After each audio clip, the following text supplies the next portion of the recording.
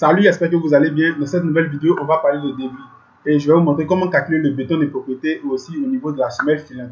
Donc si tu aimes tout ce que je fais, n'oublie pas de t'abonner, d'activer la cloche pour ne pas rater les prochaines vidéos que je vais mettre en ligne.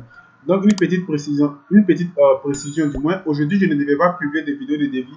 C'est parce que bon, la demande est forte, les gens me demandent de faire beaucoup plus de vidéos. C'est pourquoi aujourd'hui, j'ai réalisé une vidéo de débit. Logiquement, aujourd'hui est samedi, c'est d'autres contenus. Voilà, donc le dimanche, on va parler de conseils ou bien un nouveau tutoriel sur SketchUp, quelque chose comme ça. Donc, si tu aimes tout ce que je fais, comme je le dis, si tu es nouveau, n'oublie pas d'activer la cloche parce que je reçois vraiment beaucoup de messages sur ce côté-là. Les gens qui me suivent, qui ne sont pas notifiés de mes nouvelles vidéos que je poste. Activez surtout la cloche et toutes les vidéos que je vais poster, vous allez avoir cette vidéo-là automatiquement. Donc, la vidéo d'aujourd'hui va consister à parler du débit. Donc, on va parler de comment calculer le béton de propriété dosé à 150 kg par mètre cube et aussi la semelle filante à 350 kg par mètre cube. Donc, premièrement, la première étape, on va se diriger sur la fiche, comment je vais dire, sur la fiche PDF. Donc, je vais me diriger automatiquement ici parce que j'ai ouvert toutes les fiches pour vous expliquer étape par étape. Donc, ça peut être prendre aussi le temps de suivre la vidéo jusqu'à la fin pour comprendre au moins le message que je suis en train de véhiculer, pour mieux comprendre l'idée de la vidéo au niveau de l'explication du débit. Donc, on va s'intéresser au béton de propriété ici et aussi la semelle filante. Donc, comment calculer ce béton? Donc, la première information que vous devez savoir lorsque vous voulez calculer cela, d'abord, le béton de propriété, l'unité est au mètre cube. Vous voyez ici, au mètre cube. Donc, l'objectif, c'est de connaître la quantité. Comment on peut avoir cette quantité-là? Voilà, donc si tu aimes tout ce que je fais aussi, n'oublie pas de me laisser un like, c'est ce qui m'encourage aussi à faire sortir vraiment beaucoup de vidéos. Donc, le mètre cube, donc automatiquement, lorsqu'on a un mètre cube, tu dois savoir qu'on a trois éléments à calculer. C'est-à-dire, on doit calculer 1 mètre fois mètre fois mètre qui va donner automatiquement le mètre cube. Donc, comment on va calculer ces éléments-là pour avoir ce mètre cube au niveau du béton de propriété? Donc, la première information, au niveau du béton de propriété, pour trouver ce mètre cube, vous devez calculer le linéaire de votre fouille. C'est-à-dire, vous devez connaître la longueur développée de toute votre fouille, qui va être en mètre.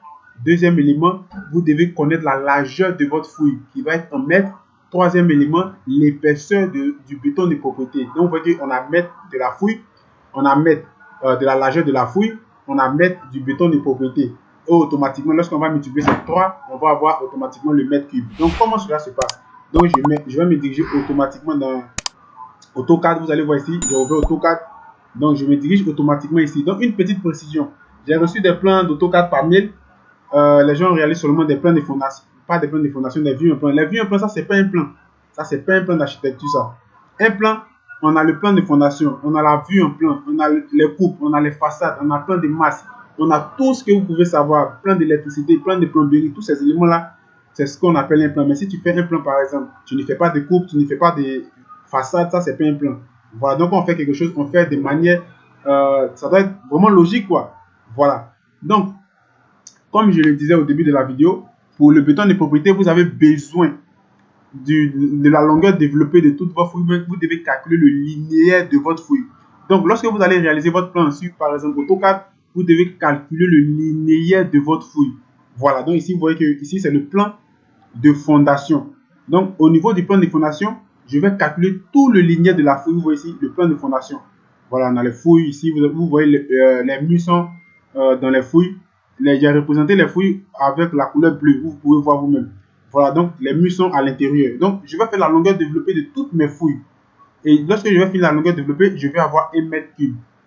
Excusez, pas 1 mètre cube, 1 mètre. Donc, par exemple, je vais venir dans calculatrice. Je vais taper ici, par exemple, calculatrice. Voilà.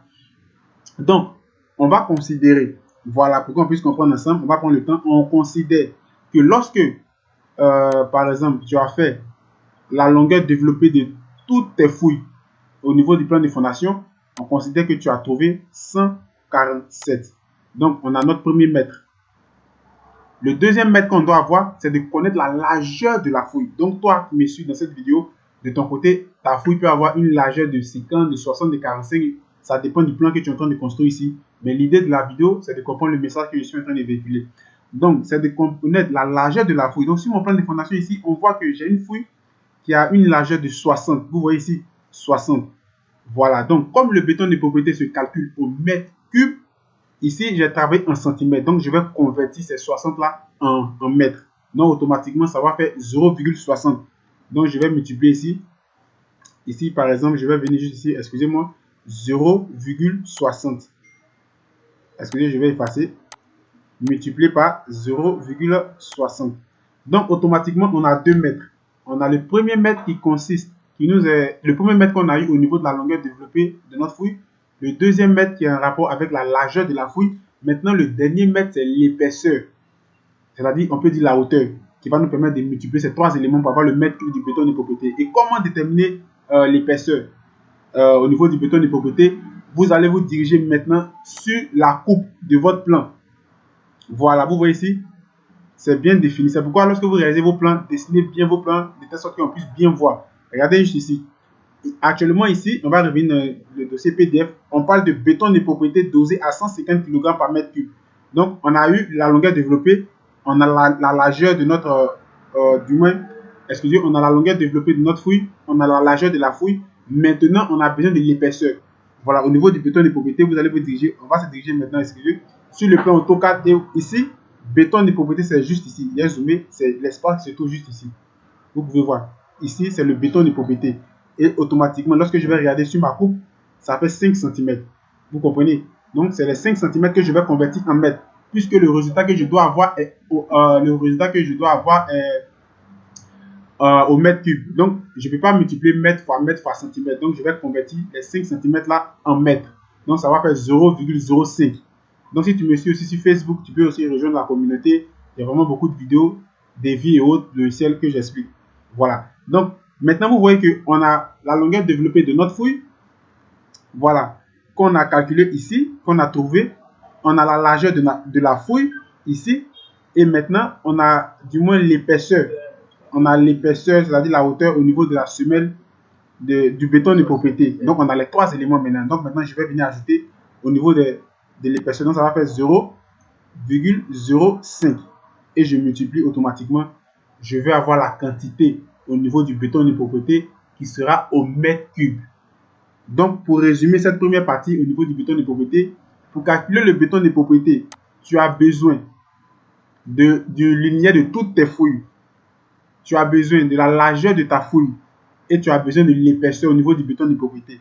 Donc, c'est ces 3 éléments que tu vas associer et c'est le résultat que tu vas avoir va être le mètre cube et tu vas avoir la quantité qui sera au mètre cube au niveau du béton de propriété. Si vous avez des questions, vous pouvez me laisser ces questions-là en commentaire.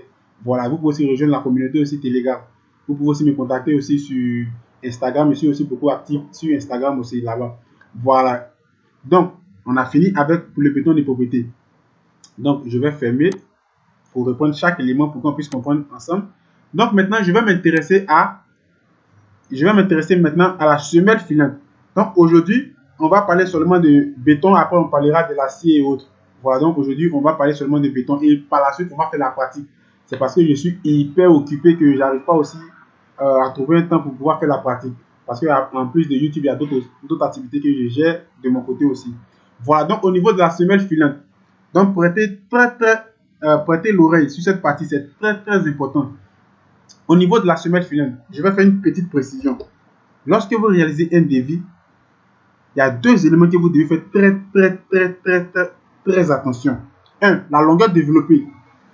2. Le mode de mesurage de chaque ouvrage. Faites très attention dessus. Une seule erreur et tout est faux. Donc, si la longueur développée, par exemple de la fouille, tu te trompes, il faut savoir que cette même longueur développée va jouer au niveau de la semelle filante. Cette même longueur développée va jouer au niveau du béton de propriété. Donc, faites très attention avec ça. Une erreur et tout ce que tu es en train de faire en bas, c'est faux. Ne te fatigue même pas. Donc, faites très attention avec la longueur développée de tout ce qui est fouille, de mur. Voilà. Premier élément. Deuxième élément, le mode de mesurage de chaque ouvrage. Faites très attention aussi avec ça. Donc, le mode de mesurage, par exemple, du poteau, du mur en fondation, du mur en élévation, du raidisseur, du chaînage bas, du chaînage haut. C'est le genre de trucs à faire très attention avec ça. Une seule erreur là-bas et puis tout le calcul que vous êtes en train de réaliser, tout est faux. C'était juste une petite parenthèse.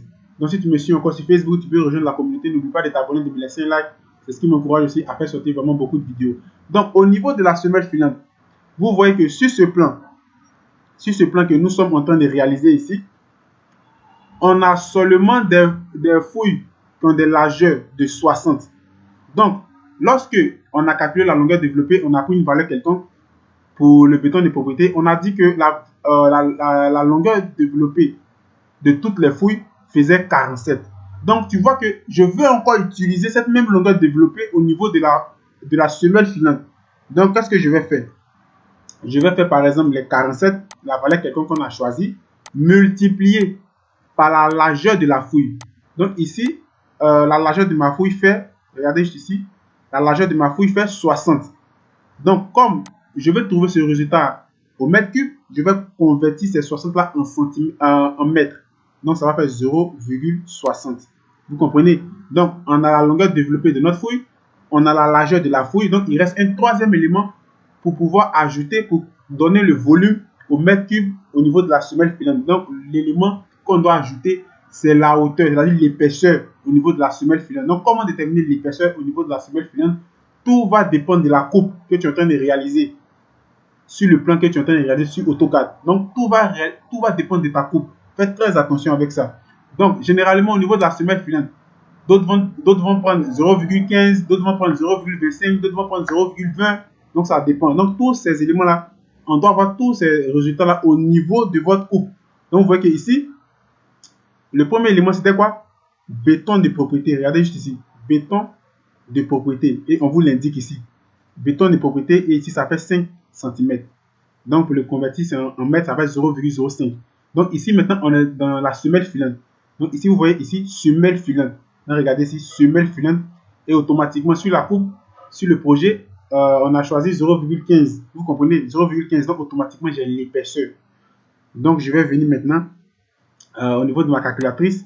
On avait la longueur développée de la fouille au départ. On avait la largeur de la fouille. Maintenant on a trouvé l'épaisseur au niveau de la semelle filante qui est 0,15. Donc ici dans centimètres. Donc tu déconvertis en mètres. Donc ça va faire 0,15. Donc on a les trois éléments.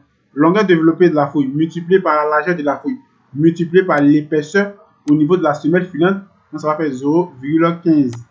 Automatiquement, on a 13,23. Donc le résultat que tu vas trouver maintenant, c'est le volume de la semelle filante, c'est-à-dire le béton dosé à 350 kg par mètre cube au niveau de la semelle filante que tu vas trouver au niveau de la quantité. Voilà. Donc la remarque, le nota bene avant de finir avec la vidéo. Voilà. Donc première remarque, vous pouvez avoir des plans où au niveau de l'épaisseur de la fouille, ça différencie. C'est-à-dire que ce n'est pas la même chose. Vous pouvez avoir des plans où vous allez avoir des fouilles, on a par exemple 60 et de l'autre côté là-bas, on a 45. Vous voyez qu'en ce moment-là, ce n'est pas la même chose. Donc ça, on va parler de ça dans une autre vidéo. C'est pourquoi si tu aimes tout ce que je fais, n'oublie pas de t'abonner, d'activer la cloche pour ne pas rater les prochaines vidéos. Si tu me suis sur Facebook, je vais aussi te laisser le lien de la chaîne en description de la vidéo. Voilà. Donc, dans ces cas-là, les calculs vont être un peu différents. On va calculer cela d'une autre manière. Mais dans notre projet ici, on constate que l'épaisseur de la fouille, c'est la même. Donc, au moment où c'est la même, vous allez prendre la même longueur développée que vous avez calculée au départ au niveau des fouilles. Vous allez prendre la longueur développée, cette même longueur développée, et vous allez calculer au niveau du béton de propriété. Et aussi, vous allez prendre la même longueur développée au niveau de la semelle filante. Maintenant, au niveau du béton de propriété dosé à 150 kg par mètre cube, au niveau du béton dosé à 350 kg par mètre cube au niveau de la semelle filante, entre les deux, la seule chose qui peut changer, généralement, c'est la hauteur, c'est-à-dire l'épaisseur. Pour la semelle filante, généralement, on prend 0,05 en mètre. Si c'est en centimètres, c'est 5 cm. Pour la semelle, non, excusez-moi, je vais me répondre.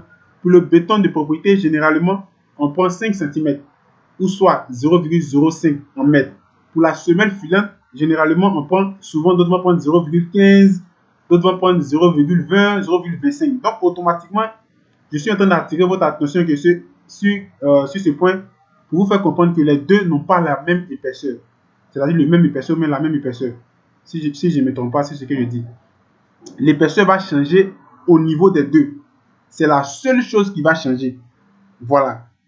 Donc faites très attention avec ça. Maintenant, si ça arrivait que par exemple les fouilles, les fouilles n'ont pas les mêmes largeurs, ça se calcule de manière différente. Et ça, on va parler de ça dans une autre vidéo. Donc si tu aimes tout ce que je fais, n'oublie pas de t'abonner et on va se dire à la prochaine pour une autre vidéo. Ciao.